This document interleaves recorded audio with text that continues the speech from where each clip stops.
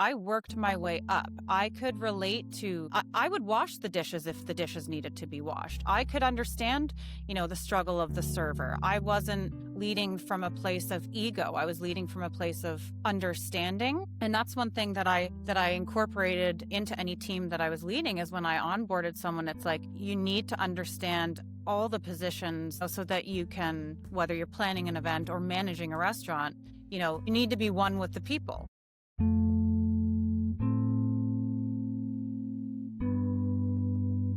So, if you ever struggled with leading a team without losing yourself in the process, this episode is something that you've been waiting for. Today's guest has led celebrity events, built luxury experiences, and mentored powerhouse hospitality teams, all while staying true to herself. And she's here to share exactly how she did it. So, let's get into it.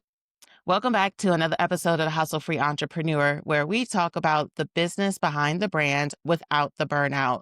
I'm your host, Jessie, and I'm thrilled to be able to have this incredible conversation with Dallas Lombardi. And I think that this is something that needs to be discussed because a lot of you are possibly in a position to grow teams. It's something that you're either actively doing right now, or this is something you are looking to start doing on your next step. So today, tune in and get ready for a great conversation. Thanks so very much for being a guest today, Dallas. Thank you for having me. You're so very welcome. And so, one of the things that I feel can sometimes be this unspoken or spoken thing about the hospitality or event industry is that there can sometimes be the stigma about poor or bad leadership or negative work experiences. What is, in your opinion, what is one of those main roots to that experience or that viewpoint in our industry? Well, I think it's, working in the service industry that in itself says a lot, because you're at the mercy of serving others. And the thing about hospitality is it's can be, I've always kind of described it as like someone as I was in leadership, like there's an umbilical cord a little bit. Mhm. The hours are really tough. It's the thing, it's so romanticized, I think, hospitality, because Yes. it's hard work. We whether it's a restaurant or an event space or any kind of like space in the industry, we make it look good. It's an experience, whether it's food, a culinary experience. Well, it's all encompassing. There's so many factors that go into it, but it's all about a guest experience. And, as someone who works in the business, you're an extension of whatever brand you're servicing. Right. And that comes with a lot of pressure, Yeah. and when you're working on the floor and you're working with people, like, and then you add the late nights or early mornings, like it's tough. It's a tough industry. Work-life balance can definitely be a challenge. I love that answer because I never really saw I can s I love your answer because it's so true that people romanticize what we Hmm. do.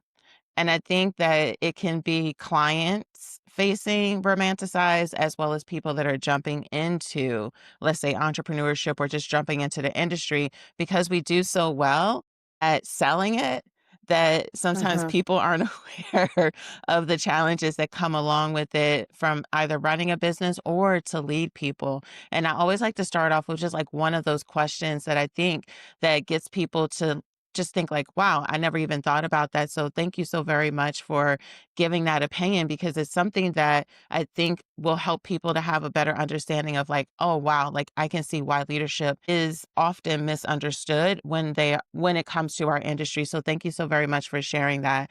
So I would love to dig into your experience inside of the hospitality industry and what made you actually get into it. I didn't get into it on purpose. I actually got into it by accident. I was putting myself through school and I've worked in every role. So, I started working as a server at a restaurant, and then I transitioned into bartending, and then an events position came open. So I was young, like I was a teenager when I started in the business, and I was going to school for aesthetics because as a teenager, I'd worked in a spa and I loved it. So I Yeah. was, putting myself through school while working in hospitality, And to be honest, like once I moved into the event side of things, that really felt like home Mm. and it just stuck. It just stuck. And then I moved from like my hometown to a bigger city.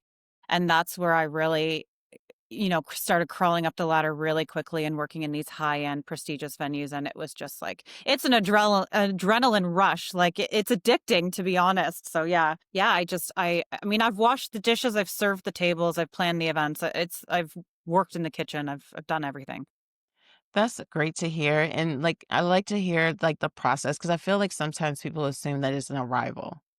Like, oh, I just magically and not understand that the lessons that you learned every step of the process helped you with being where you are inside of your own personal business, but also with the firms that you've worked with, as what worked in as well as worked with. And one of the main core parts of this conversation is about leadership. So starting at 17 to be where you are now, what are some things that actually made you realize, if that was the case, I need to work on getting better at being a better leader, or maybe this is an area that I need to develop, or if it came naturally to you, because some people leadership does, and some people need a little bit of support to grow in it. I think leadership definitely came naturally to me. Again, like I did start very young and crawled up the ladder really quickly. I don't know, there's this in hospitality, like I have a calmness, which Mm. is not always the case, but so essential and attractive when you're looking for a leader because it is such a fast pace, high pressure industry. Yeah. But yeah, I mean, again, like I mean, I was a director at the age of 26. So Wow. I was dealing with imposter syndrome. Like I was managing people my parents' age Mm. in my early 20s. So, even just gaining people's respect it was hard. I hate the term fake it to make it. And I don't think it's necessarily real, but there was a lot going on behind the scenes that I had to learn in real time Mhm. as I continued to grow, not only just as a leader, but as a person. Yeah. And I can imagine in when you first started and being a director at 26, I feel that in our 20s, at some points, we're still very moldable and in our personal lives. So I can only imagine when it comes to work environments that it can be this inner turmoil of being what people expect you to be and you being true to yourself. So at your journey, how were you able to still stay true to how you wanted to show up as a leader, even through your growth? Yeah, it's tough. I am naturally a driver. And one thing about me is I don't like to be put into a box. So, um, I, I, I'm just, what I mean by that is like, I'm always thinking outside of the box. I don't like to be, that when someone says to you, like, this is the way we've always done it. Oh Like, gosh, yes, I hate that. I've never been able to subscribe to that. Yeah. I didn't really, although I respected the hierarchy, I never necessarily subscribed to that old, outdated approach. So, you've heard the term compassionate leadership. Like, I think Yeah.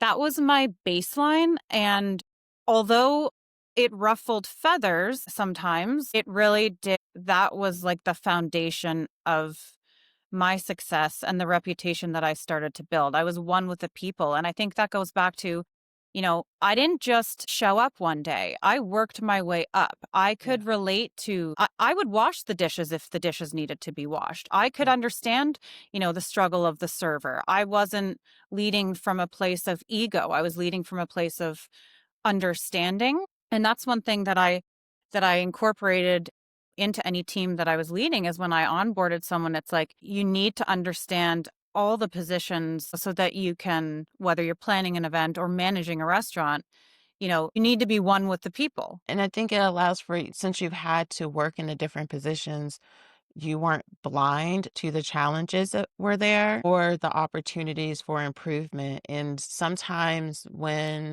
we are in positions that we never had to have those experiences, I feel that it can be very disconnected with what they're doing and implementing and not realizing like that this isn't a realistic request.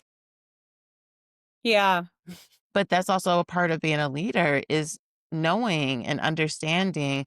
And when you hear empathy, that doesn't mean being soft or any of that. Like, I feel like sometimes being empathetic can have a negative connotation, but I think it's just allowing yourself to be put in someone else's shoes so that you can understand if it's a realistic request. Because another part of leadership, in my opinion, is understanding what are the steps that are necessary for people to execute it. So one, you can teach them, but two, understand if it's done well. And then three, also be able to acknowledge when someone's looking at, like how you said, like, if it's not broken, don't fix it. Someone may give you a really great perspective and input, but if you never had that experience, you won't even know if it's a good, a good suggestion or not, because you haven't even had to walk in that person's shoes before. Yeah, and I think hospitality, it's like a team sport. Yeah. And it takes a lot. All of the departments have to work collectively Mhm. in order for things to look the way I said in the beginning, like Yeah. for us to make it look good. You all need each other. And, it's a big ask a lot of times. Like people are working on evenings and weekends. Like I missed so much in my personal life in my 20s. I even missed a Christmas because I had a celebrity Wow. event and we had a 36-hour load in setup Wow. overnight on Christmas Eve. So, like having there's a lot of expectations of people in hospitality. And I think although like we all make the choice to do it because we love it, like you do have to understand, the sacrifices that come with working in the industry as well. Yeah. Yeah, and I think it's even true when you're the owner of a company as well. Like, it all has sacrifices. I think the biggest thing is being, 1, present to it, and 2, being willing to, like, making a conscious decision to say, if you're willing to sacrifice that, or if you're not willing to sacrifice it. I think that that is a big part of it. One of the questions that I have is that many women especially struggle with people pleasing in leadership. Have you ever dealt with that tension, and how did you move past it if you did? I am a recovering people pleaser. Yeah, I think that shows up a little bit more in my personal life than it Mm, does in my career. But yeah, I mean, especially as a so I was raised by men in the workforce. So when I was young, like my leaders were all men. So I was raised in the workforce very masculine. So I was pretty turbo, and I actually kind of had to find my feminine and a softness and a softer approach. Yeah, I think when it comes to people pleasing, like when I finally found my voice and I learned to say what I mean, that's when there was a shift. And that was a journey. Like I had to like intentionally practice that, through uncomfortable conversations with other leaders or clients or whatever. But yeah, it's hard. It's hard to overcome, but it can be done. yeah, and it's funny because, like, sometimes on, like, LinkedIn, I follow a handful of hospitality companies, and it really wasn't until I started even preparing for this conversation that I knew, like, that is a which is odd. It's a male-driven and leadership standpoint, industry. The women tend to be the doers. Like, you'll see, like, a lot of, like, the top hospitality firms, you'll look at the boards, and it's typically very, I feel like there's a huge presence of men, and then there's a few sprinkles of women. And so to think, yes, when you started into this, you were in your early 20s, the approach and the communication would be different as a female leader compared to a male leader. And I could imagine, again, at the age that you started in this at the leadership, seeing one and still learning how to embrace your femininity at the same understanding that one, there's a difference. And then also being able to realize, like, how do I do it in a way to still get the results that maybe my male counterparts, because I feel like sometimes there can be the stigma of, like, let's say from a restaurant standpoint, if a male chef is going around being chaotic and demonic and just, but they're amazing people, I feel like they are a little bit more accommodating. However, if maybe there was a female chef that did the exact same behavior, then it's almost frowned down on that she does that. Have you noticed even at the certain levels of leadership inside of your previous experience inside of hospitality firms, do you feel like there was sometimes like this level of expectation of how you showed up, compared to some of your male counterparts? Would definitely. I mean, it's almost like you have to convince people to take you seriously Mm, as a young woman, and people associate age with respect. And then you factor in the woman piece, yeah, it was a constant challenge for me. As I built my reputation in the industry, that became slightly easier, but it was okay, still always work. And I times are different now too, right? Like, I yeah, feel like, I mean, I've been in the industry for over 20 years now.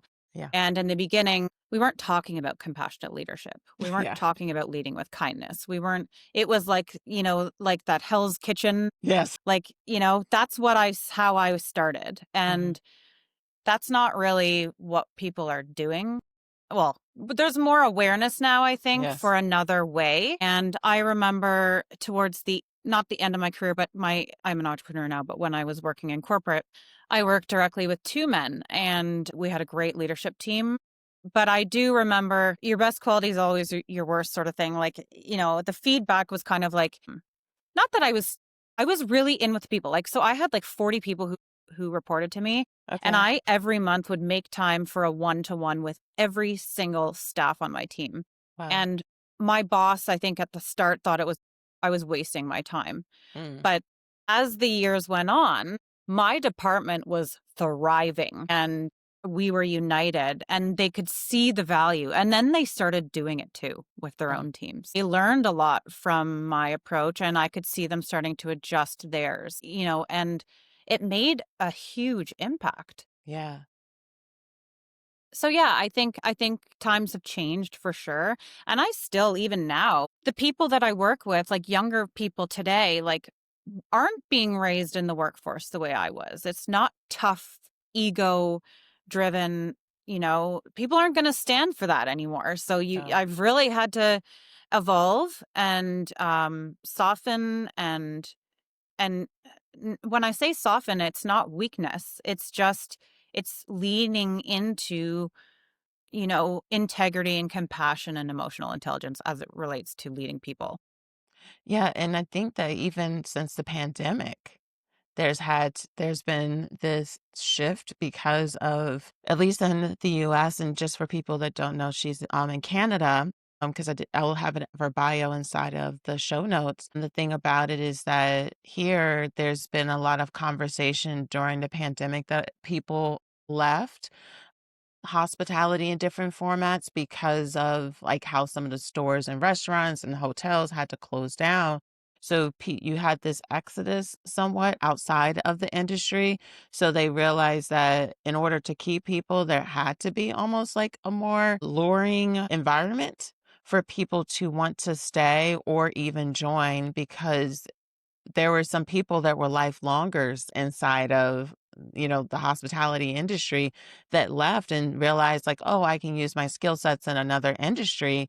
And so now how do you get people to go back into it with that Hell's Kitchen mindset? People are like, I'd rather just be a secretary and just chill and make more and make the same amount of money or make more money without you yelling at me. Mhm. So I think that the pandemic also created another shift in leadership and work environments unspokenly. Like, I feel it wasn't like this intentionality, but it was like, how do we get people to start coming? How do we get people to apply? How do we get people to stay so they're not leaving? And realizing that the environment just is not the same to keep people or to attract people. Is that something that you would agree with? Oh, yeah, definitely. And it's still a challenge today. Like, if you'd asked me 5 years ago, people would call me all the time, say, "Oh, I'm looking for an event coordinator. I'm looking for a manager. Can you refer me to someone?" And I would have a whole roster. I Mhm. don't anymore. I don't know. Mm, Like, it is a tough industry to work in. And I think you have to, it's, it's love. It mhm, really is love. I think something else too, though, is like, I think sometimes people view hospitality as like, it's just for now, or it's just like an entry mm. level, Yeah. but it's a career for a lot of people, even, whether you are in leadership or an event coordinator or a server. Like Mm. it's a career for a Yeah. lot of people. And yeah, I think that that's something that is a misconception as well. Yeah, and I like that you say that because I do see that you do have people that have those two different perspectives. Recently, I went my uncle is a general manager for a luxury beach club out in the Caribbean.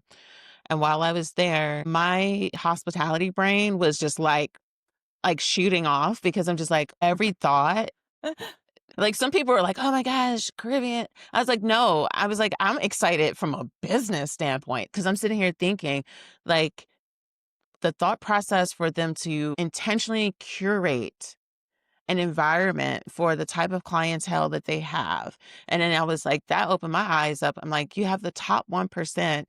So there's even opportunities within hospitality firms that people aren't even aware of. I was just like sitting here thinking, like, man, some people only assume hospitality is one thing, but there's this big world out there, this big international world that can be extremely one lucrative and two eye-opening to be able to experience.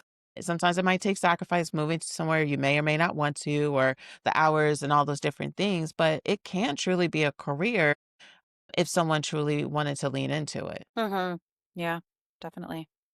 So one of the things that I wanted to dig into is like sometimes with leadership, there's this internal turmoil of like being compassionate, being strong. We've talked about the words about weakness and empathy, and some of it can be rooted in power.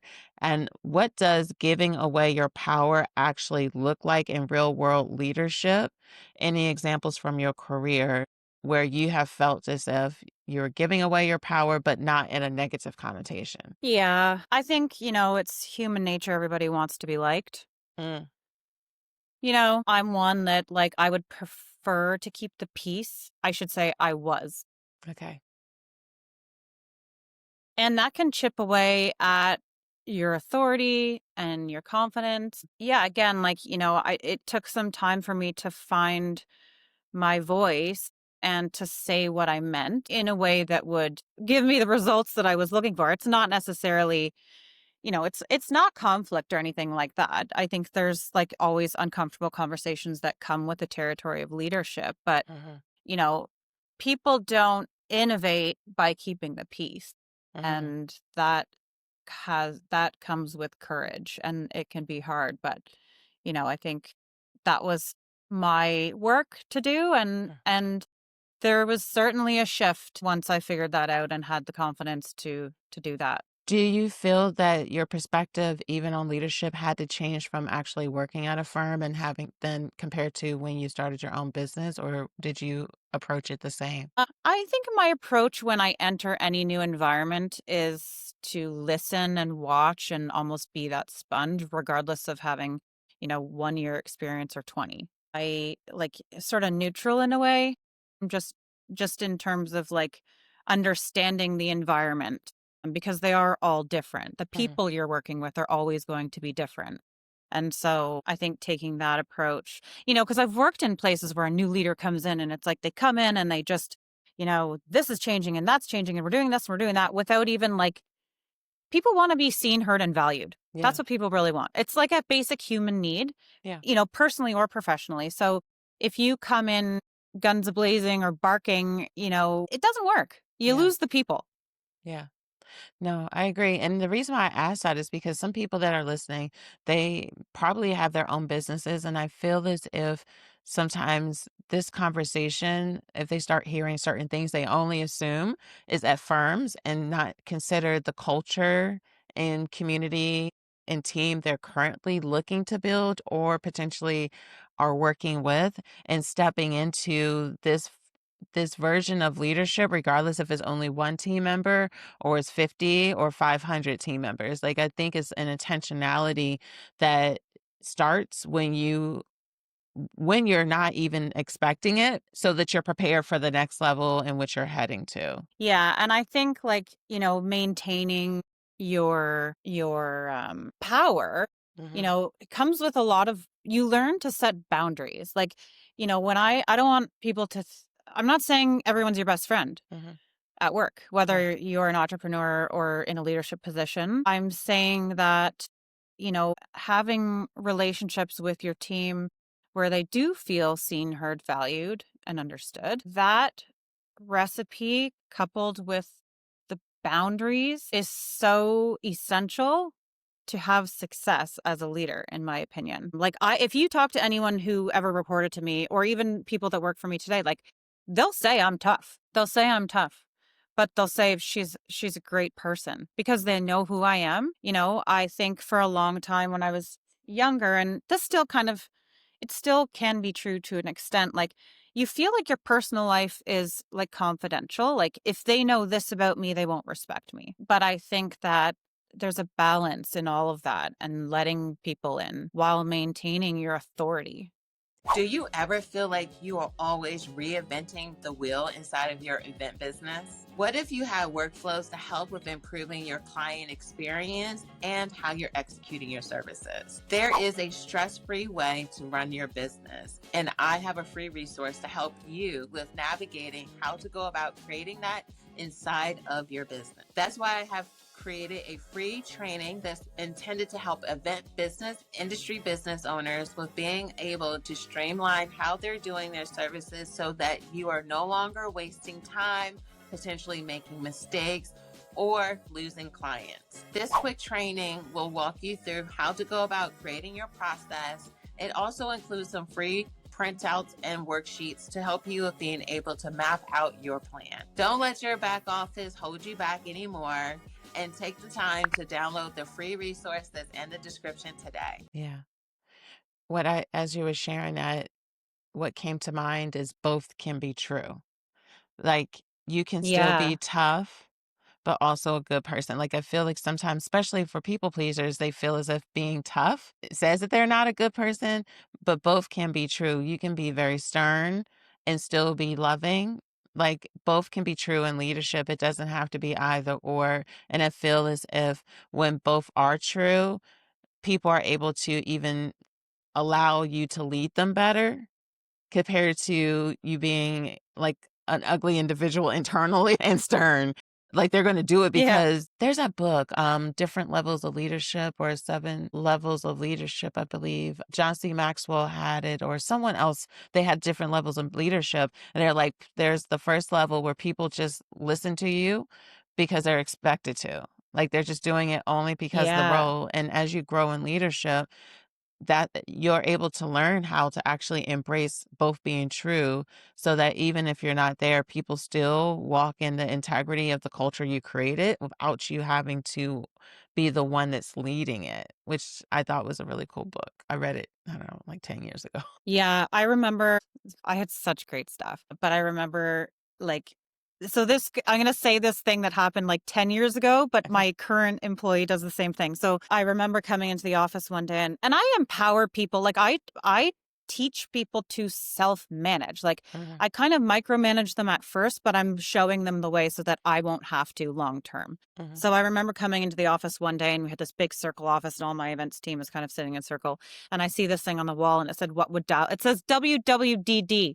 And I said, what's that? And it means, what would Dallas do? So these girls, were just like getting into my brain. And again, they were young. So like, I was a young person once, but yeah, I'm molding them, right? yeah, And it's funny because one of my top event coordinators now, who works for me in my business, I swear, like, her brain, like, she thinks like me now. And it's mm, great because, I do have a personal brand, and she is able to kind of embody that. And she's totally empowered. Like, when we get to a wedding, I'm like, that she already knows what her job is. Like, mm, and I don't get involved unless she needs me to. So she's yeah, totally empowered to solo work, but she's able to do it knowing what I would do. yeah. Oh, that's so dope, and I think that's Yeah, it's part of great. the rewarding part of it too. It really is. Like, the people part it's probably why I'm still here. Yeah. It's I mean, it's cool because of you being able to hold space for people, being a part of their journey, being able to do some really cool, dope things with them as well. Like, when we're talking about execution of our events, like, it's really rewarding. But one of the things I was curious about for you as a founder and a creative, how do you balance being the face of your brand while also protecting your energy and personal boundaries when we're talking about leadership. So time management is like an area of genius for me, but I recognize that it's not for a lot of people. Yeah. Even some of my close friends and my partner too, like I block time in my calendar for my personal life Mhm. like it's blocking time for a client. So Yeah. I keep it pretty non-negotiable. Obviously, like, you know how to prioritize. Like if I have a client that needs me and it's urgent, like, you have to understand what urgent really means, Yeah. right? Like you have to sort of manage your clients as opposed to them managing you. Yeah. But yeah, I block time in the calendar and I plan my calendar weeks in advance. Even if it's like a nature walk or a reading block, like I Yeah. put those times in my calendar and very rarely do I move them. Mm. And I think it is interesting because a part of me, I wonder, is this almost a necessity for the level of success and growth you've had in your own business? Because I'm very much so like that. And when I have to interact with family members and things like that, that definitely do not do that. And they try to bombard your schedule. And deep down underneath my skin, I'm screaming because I'm just like, it looks easy because I allocate my time. And because you assume that that time is not available, it's not. And I think that time blocking is really so important because, like, I see a lot of people that don't do it. And I'm curious, considering that's something that you personally try to do and having team members that are probably not as good at it, how have you been able to also allow grace with leading people that may be chaotic? I feel like anyone that doesn't I'm sorry, y'all, like anyone that's listening, I feel like anyone that's listening, if you're not time blocking, you're a chaotic person and that probably Well, I find it so what gets my blood boiling and it's like close people to me, right? Like not Yeah, even my staff, but it's like you see it happening, like what you just said, but then even further, it's like they've blocked the time, but then they don't do it or they yeah, change their mind about how they're spending. That drives me nuts. yeah, Like if you're saying you're having an office day, you're having an office day, yeah, you know? yeah, You're not doing this, that, or the other thing that day. You've already blocked it. But so people who can't or who struggle to hold themselves accountable to the plan, oh, I just struggle so much yeah, because like I have empathy for sure because I am really good at doing this and yeah, I can see that a lot of people aren't. yeah. And I think it's like a lot of people are those super creatives, right? Like I'm a Yes, very balanced left side brain, right side brain. Like I'm super creative, yeah, but I'm also very logical. And mm, so when I plan things and execute things, like I'm very in a straight line, I would yeah, say. Whereas super creatives are like, it's like the mad scientist brain, right? And there's so much goodness that comes with those types of people. But yeah, they're going to struggle with organization. When it comes to training people to do this or like managing people who struggle and having grace, yeah, I think like my approach would have been just really working closely mm, with those people and their calendars. And I have worked with some younger people where I'm like, I beg you, just do it my way for like 2 weeks and then we'll decide. You just try it. Just yeah, try it. And most of the time I would say it worked, but yeah, then there was other times where there was like we had to work together to figure out what would work for them. But you can't have like, in the environments I was working in, like, you can't have, like, what did you call it? The people that are chaos, like, chaotic, that yeah, doesn't work. Like, you mm-mm, need to have, excuse me, but your shit together yeah, when you're dealing with, like, sometimes, like, these million-dollar weddings. You can't yeah. be chaos. Oh, People and seek calm in hospitality. You need to be like that cool cucumber. 100%. And I think for anyone that might be in the beginning stages of growing their team, like if you're chaotic, you really want to get that under control and find whatever system you have because chances are if you're chaotic, there's going to be high turnover, potential poor perception of your brand. Or what happens is that people can sense chaotic people. So what happens is that the customer might know that the end result's gonna be amazing, but they're gonna micromanage the hell out of you because you seem so chaotic. Like I always say to people when I'm doing system setups for them, I'm like, if your clients are ones that are always reaching out all the time, chances are you're not doing a great job at leading them because they don't know Yes, what's that's what I going on said next. earlier. Mhm.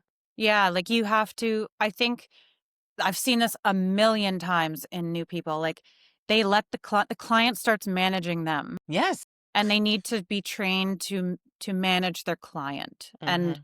that is something that can be taught, but it's tough because you're servicing people. So you go into it thinking, and a lot of times like, if we're talking about events specifically, like people are excited to be in an events position, so they want to do all the stuff, but Yeah. it's as the leader, I've had to reel that in many times because then you just become chaos, whether that was your baseline or not. Yes. And so if you are a business owner and you tend to operate more in the chaos, I highly recommend looking at how you can employ someone that can help with mediating the chaos to be able to like because I feel in entrepreneurship or just in business in general, if you're not strong at something, hire someone else that is stronger at it. And like if you're someone that just wants to pick out pretty flowers and you're not wanting to manage any of the communication or any of those things, just be the creative and have someone that does the admin work. There's some people like I love doing the Yeah, admin work. I don't need to go to events. Literally, I don't need to go to events. Send me pictures. I like doing admin stuff. that's funny. That's my strong suit. So if I Yeah. wanted to do the hands-on stuff, I hire people to do the hands-on stuff. So I think that it's important to know, like, if you're not the most organized of individuals, put someone on your team that's good at that. Put someone on your team that's great at marketing. Put someone on your team that's great with vendor management if you're not a people person. I've had some people like, I'm not a people person. I'm like, I don't know what to tell you. Like, our industry is 100% people interface. So if you're not someone that can do that, you need to have someone on your team that is able to do that so that your company is able to move forward and grow the way that it needs to grow. I've even found, like, in my own experience, like, even before I had my own business, like, Mhm, within my like, so I was at a point where I was an executive director, and then I had managers and then supervisors, so there was, like, that hierarchy. So mhm, there were certain things, like, there were certain reporting structures that needed to be done that I just was like, I don't need to be doing this. It's not I don't like it. mhm. It's gonna take me longer than it would to have someone who likes that kind of thing doing it. So I would delegate that. Yeah, And it was great because they felt special because they were like, "Oh, I'm doing Dallas's reports," or yeah, whatever. Like, and they liked it and they got to learn and then they got to kind of like be involved in the leadership team. And it was awesome. Like yeah. everybody wins in that case. And that's a part of leadership is delegation. Like if you and I Uh, would love like I want to even dig into that a little bit is like sometimes like that can be the switch for people is for some people they associate leading with just going in one direction but not understanding the power of delegation and letting go of task and responsibilities. Is that something that came easily to you and what's one tip that you'll give to someone if they're struggling with allowing others to help them? That's actually huge, and I thought about this when we were talking about something else earlier, so I'm glad Mm, you brought it up because it's mm, a huge skill to learn with leadership. And I would say, yeah, I think because I was so young in the beginning, yeah. I probably was like, I have to do it all myself to prove to everyone that I can do it myself. I don't need help. You know, I think a lot of people could probably relate to that. I think Yeah. there's also like this sense of loss of control, Mm, maybe, which is why there's hesitation to delegate, but that's not true. Like, the thing about it is you just have to make the time. You need to find the people, the right people, yeah. obviously, like, meaning like someone you can trust, someone who is like hungry to learn, help, grow, expand, whatever. And you're empowering another person. Mm. But I think which is good, obviously. Yes. Yeah. But what Yeah. I hear a lot is it would take me so much longer to try to explain this to you. It's easier. I just do it myself. That is like, no, like Yeah. find the time. That can be true, I guess, in some situations, but really, like, if you delegation is necessary, and so it takes time and an investment of time to Mhm. execute that, but it's like short-term pain for long-term gain, Yeah, and everybody wins that's sitting at that table. yeah. I like the word empower.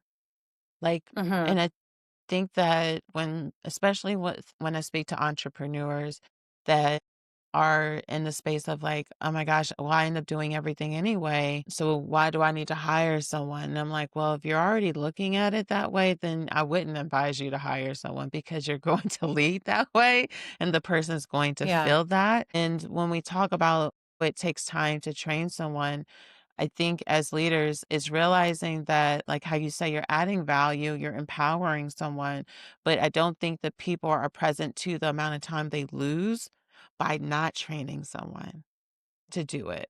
Yeah.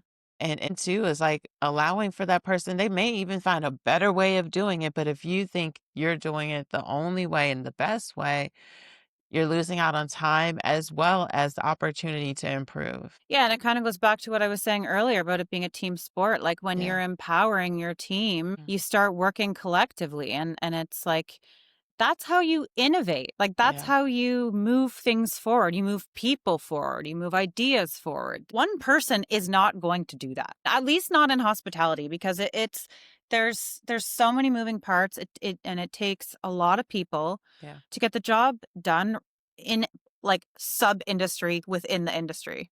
Yeah. And Yeah.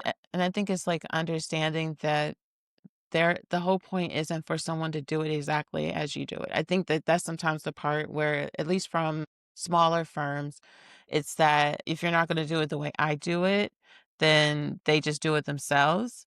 Perception of like someone's Mhm. going to be me. Literally, they're not.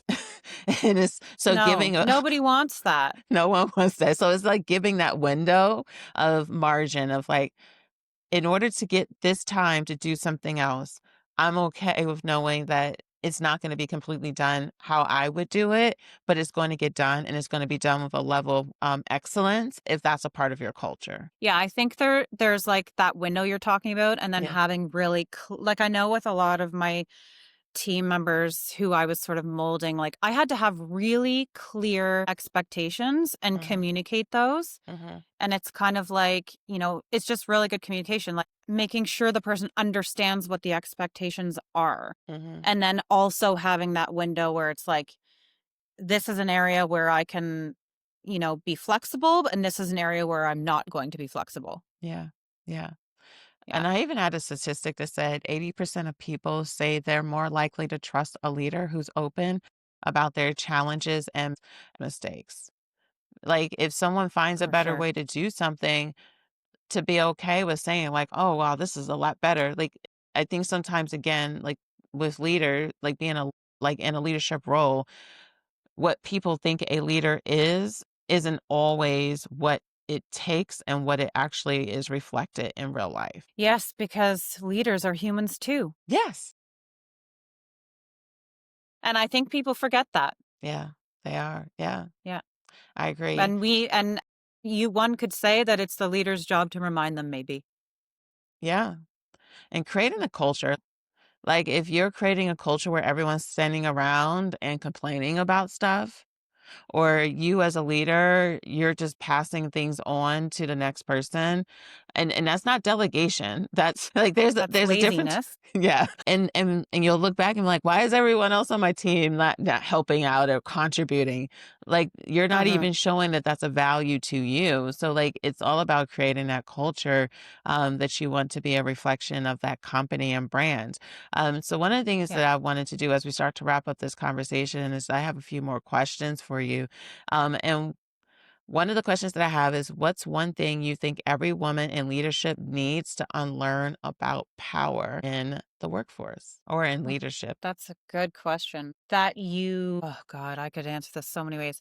I Uh, think what's coming to my mind is that you can only be masculine, mm, that that soft is not weak, that you don't have to suppress. like emotions almost to be respected. Because I think that when I learned to lead, when I gave myself permission to lead authentically, Uh-huh. which which came from a place of feminine, not driven by masculine, I saw a huge shift, and it felt like I was leading from a place of wholeness. And there's many ways that one could define success, but once I figured that out, it was a game changer.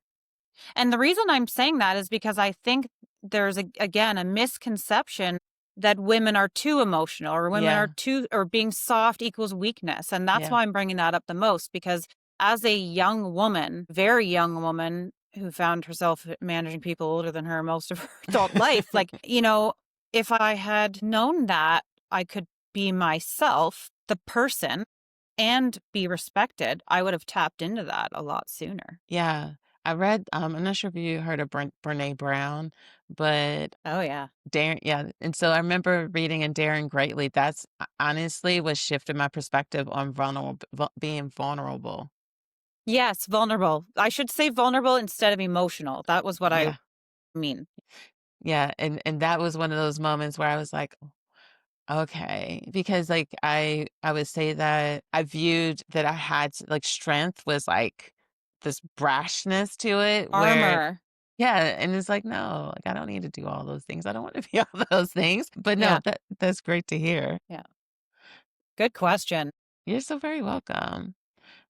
What's one powerful mindset shift that you would recommend for them to walk away with today? Yeah. So I would lean into like a conversation around burnout and boundaries, because I think that's a huge struggle. And I know I reached a point in my career where I did actually have to step away and I needed to take a break. And I actually thought that I might be done with the industry because it had just been, like from Hell's Kitchen to high pressure to just, being on the sunshine list, if that's still a thing that we call it. It just was so much. So it was like being in a pressure cooker almost. So I Yeah. did get to the point where I walked away and I didn't know if I was going back. And when I came back, what I learned during that time was um how how to I learned about balance, and I learned about self-care, and I learned about boundaries. And I went from being everything to everybody. For the first time, I was everything to myself. Mm, And so when I re-entered the industry, I re-entered it with a different mindset. I still had the same love for the industry that I did, but I also had a love for me. yeah. And so the reason I want to share that is because I do think that the industry has a reputation for being very hustly. Yes. There's a lot of burnout, but I believe that, like you said earlier, like everything can coexist. It's not a slow paced industry. That's not going to change, but the way you exist within it, there are changes, that I found I could make. I was saying it earlier, like I'm blocking time in my calendar. I never used to do that. If a client texts me at 8 a.m., I don't have to respond. I Yeah. even have on my email signature that responses will be, come back in 72 hours. Please allow 72 hours. Before I was like, it had to be same day. That was Yeah. just my standard. Yeah. And so I think, yeah, I think like, I know it can be buzzy to say work life balance, but I think it's just so important to, um, to figure that out and to implement it into your career, whether you are an entrepreneur, a Mhm. leader, or anyone really who is in the workforce in hospitality. And I love how you just shared that little tidbit, and I hope that people pick that up. Like, this evidence is okay to not respond back to people immediately. And it's almost like innately that feeling like you feel like you need to. No, you don't. Because if you're always responding back to people immediately, what happens is that you don't really get a lot done. Yeah. And it's like you Yeah. almost will feel because I have auto responses inside of my event business. I'd say I think it's 32 hours that I'll respond back. And even if people text me, I'll leave people on unread until I'm ready to respond back. Me Like I'm too. not going to keep texting back and forth. Like I don't have that. Even in my personal life, it's like just call me real quick. We talk 15 minutes so I can Same. close that chapter of my life. I don't Yeah. need these tabs. Like, I don't want to walk around like I have 50 tabs open up in my brain. Yeah, I know. Yeah. Awesome. So, how can people connect with you and learn more about what you do and the services that you provide? Well, I my website is probably the best place to get the full scope. So it's Okay. dallasandco.ca. Mhm. And yeah, you can I have a blog on there. So if you're interested in hearing more about my experiences, I did start a blog many years ago Mm. that was intended to humanize, our experiences Mhm. both in business and life, talking about the things that no one talked about. And the goal with that was so that, less people would feel alone. So that's a great resource. And yeah, I'm on the gram, of course, Yes. both my personal and business. So, Dallas, thank you so very much for your honesty, your experience, and your heart. It's so refreshing to hear from a leader who's not just building big things, but doing it with empathy, clarity, and power. So, for everyone listening, if you ever wanted to know how to grow within leadership without losing yourself, this conversation is just your reminder that leadership doesn't require self sacrifice, it requires self awareness. So make sure you follow Dallas on her handles that I'll have in the show notes. And also let us know what's one thing that you took away from this conversation and tag me and do it on Instagram with a screenshot at Green Eyed Ambition. And I look forward to hearing about how you're growing and glowing through this season.